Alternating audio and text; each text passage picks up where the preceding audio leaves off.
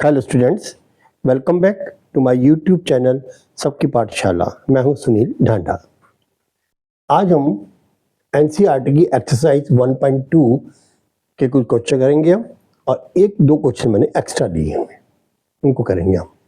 इससे पहले जो है 1 2 3 4 क्वेश्चन मैंने पहले जो है वीडियो में मैं डिस्कस कर चुका हूँ। देखिए, फर्स्ट एक्स्ट्रा क्वेश्चन लेके चलते हैं हम।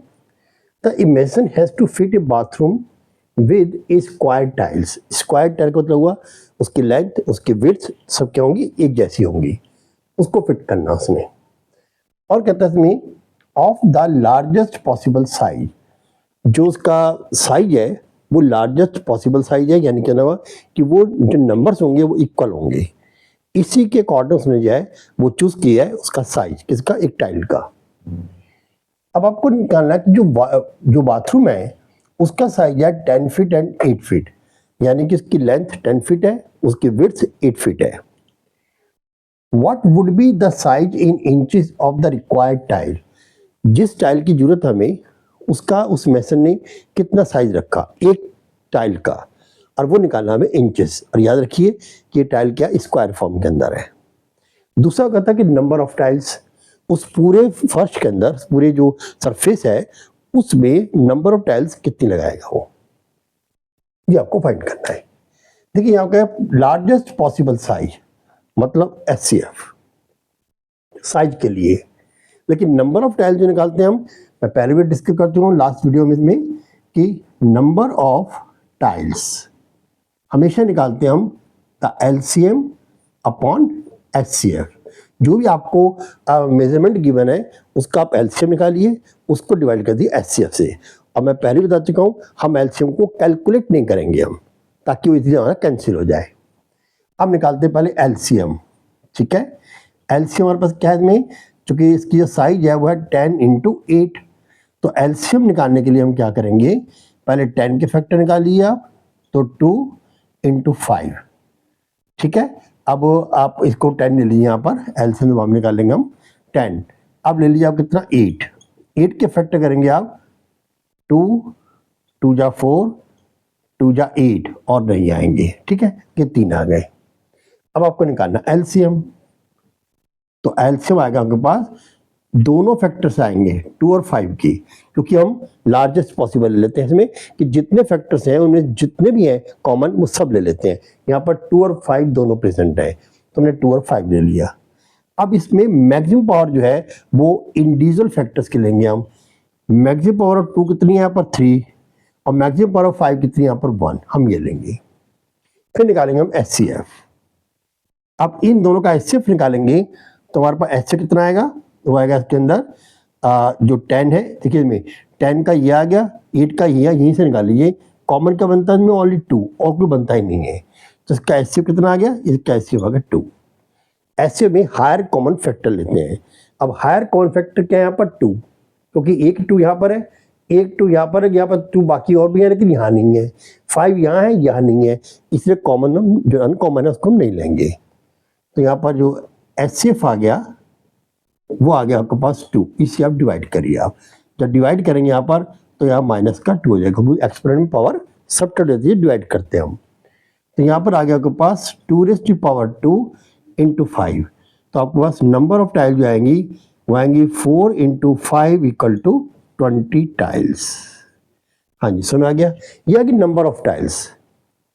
अब वो क्वेश्चन कहता है कि एक टाइल जो है उसका साइज क्या है, वो इंचेस में।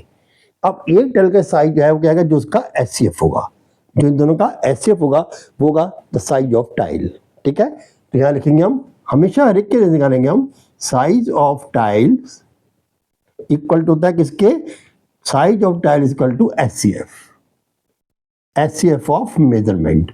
जो भी आपको मेजरमेंट गिवन है उसका क्या होगा, एचसीएफ। 10 और 8 दो आपका मेजरमेंट है, इसका एचसीएफ कितना है आपके पास 2।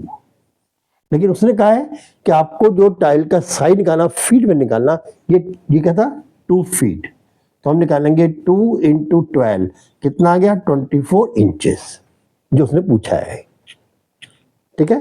तो फिर से लीजिए, नंबर ऑफ टाइल निकालने के लिए हम क्या करेंगे, जो भी आपको जो मेजरमेंट गिवन है उसका आप एलसीएम निकालिए, उसका एचसीएफ निकालिए, दोनों को डिवाइड कर दीजिए, नंबर ऑफ टाइल्स आ जाएगी।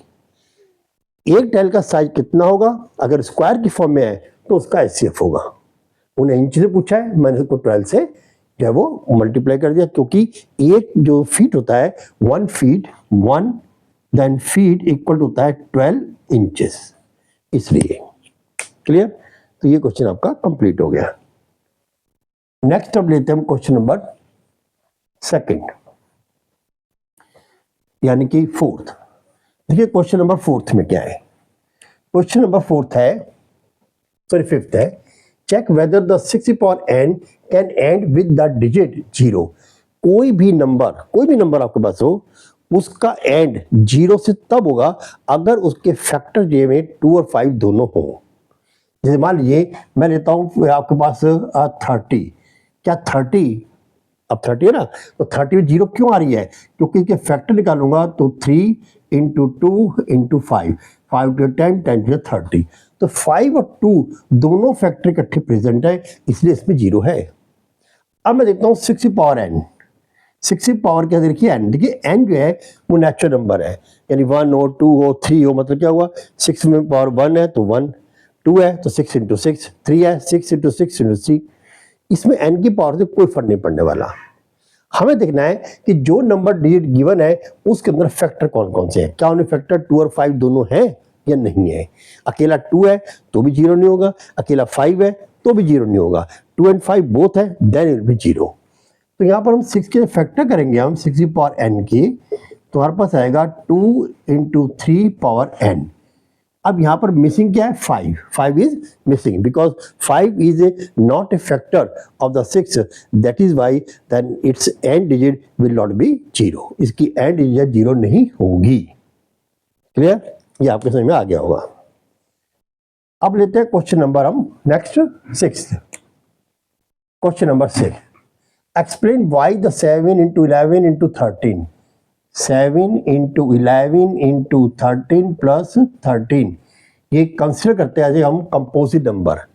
देखिए 7 prime number, 11 prime number, 13 prime number, 30 prime number, लेकिन फिर भी हम इसको कर रहे हैं कंपोजिट नंबर। इसकी प्रोडक्ट को हम कंपोजिट नंबर करते हैं। ऐसे क्यों करेंगे हम, देखिए अगर मैं इनको मल्टीप्लाई कर दूं मैं, या मैं इसमें 13 को कॉमन ले लेता हूं, तो अंदर कैसे करना पाए, हम 7 इंटू 11 इंटू 1 प्लस 1। अब यहाँ आ गया 13, इसके 7 को 11 से करिए 77, 77 प्लस 1 कितना आ गया 78। अब 78 को मैं अगर 30 से मल्टीप्लाई कर भी दूं तो कितना आएगा, 13 8 जा 104, 4 देन 10, 13 7 जा 91, 91 10 101, 101। ठीक है, ये हमारी प्रोडक्ट आ गई।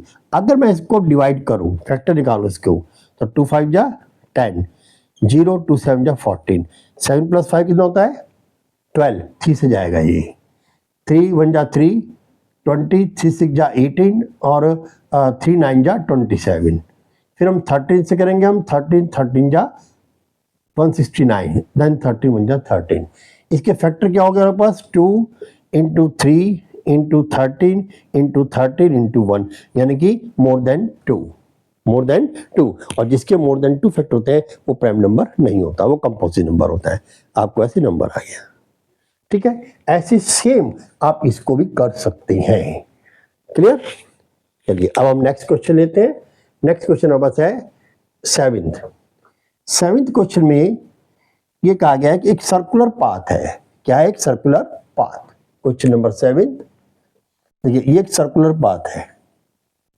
अब यहां पर 2 पर्सन जो है आपके पास है, ये सर्कुलर पाथ सोनिया एंड दूसरा कौन सा है आपके पास, रवि। अब Sonia then takes 18 minutes to drive 1 round of the field.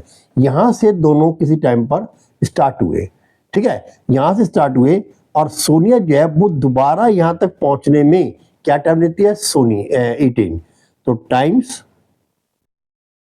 Taken by Sonia, और फिर निकालिए आप टाइम टेकन बाय रवि। एक राउंड कंप्लीट करने में सोनिया तो लेती है 18 मिनट, कितना लेती है वो 18 मिनट, और रवि लेता है इसमें 12 minute, 12 minute to drive the one round of the field, while Ravi takes the 12 minutes. Suppose both start at the same point, दोनों इसी पॉइंट से स्टार्ट होते हैं, एंड एट द टाइम और सेम टाइम, मान लीजिए अगर वो 5 o'clock चलते हैं तो दोनों जो है 5 o'clock चलेंगे, हैं, and go in the same direction, और एक ही डायरेक्शन में दोनों चल रहे हैं, तीनों चीज़ें सेम है, यानी same point, same time and in the same direction. तो कहता है मैं how many time, suppose both start नहीं, अब कहता है इसमें कि after how many time will they meet again at the starting point, इसी पॉइंट पर दोनों कब मिलेंगे वो, ठीक है। इसका निकालेंगे हम एलसीएम, क्या फाइंड करेंगे हम, एलसीएम, लीस्ट कॉमन मल्टीपल, यानी दोनों को कम से कम ऐसा कितना टाइम लगेगा कि दोनों जो है वो एक टाइम पे मिल जाए।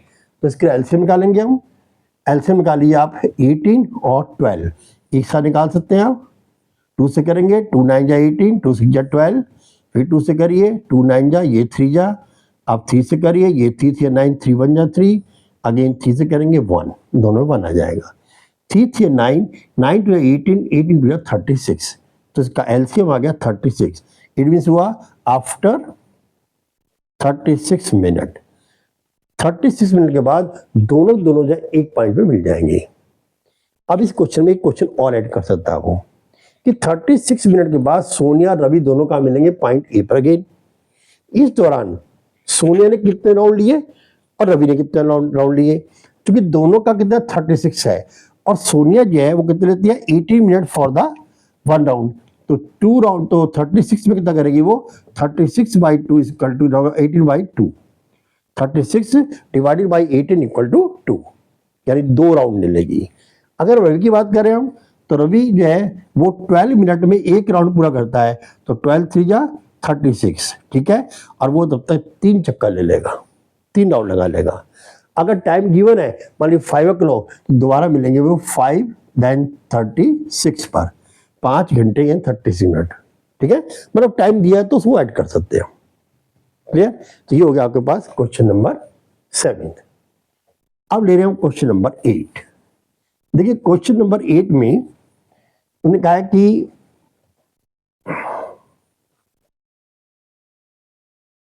Question number 8, find the largest positive integers that will divide 626, 3127 and 15628 and leave the remainder of 1 2 3 respectively. यानी मैं एक ऐसा कॉमन फैक्टर निकालना चाहता हूं जिससे मैं इसको भी डिवाइड करूं, इसको भी डिवाइड करूं और इसको भी डिवाइड करूं। जब मैं डिवाइड करूंगा इसको मैं उस नंबर से, तो इसमें 1 बनेगा रिमाइंडर, इसमें 2, इसमें 3। तो पहले हम क्या करेंगे, जो रिमाइंडर कह रहा है बचेगा वो मिलेगा आपको, उसको सब्ट्रैक्ट कर दीजिए। तो आपके पास कितना है 626, रिमाइंडर क्या है 1, तो हम लिखेंगे 626 माइनस 1 इक्वल टू 625।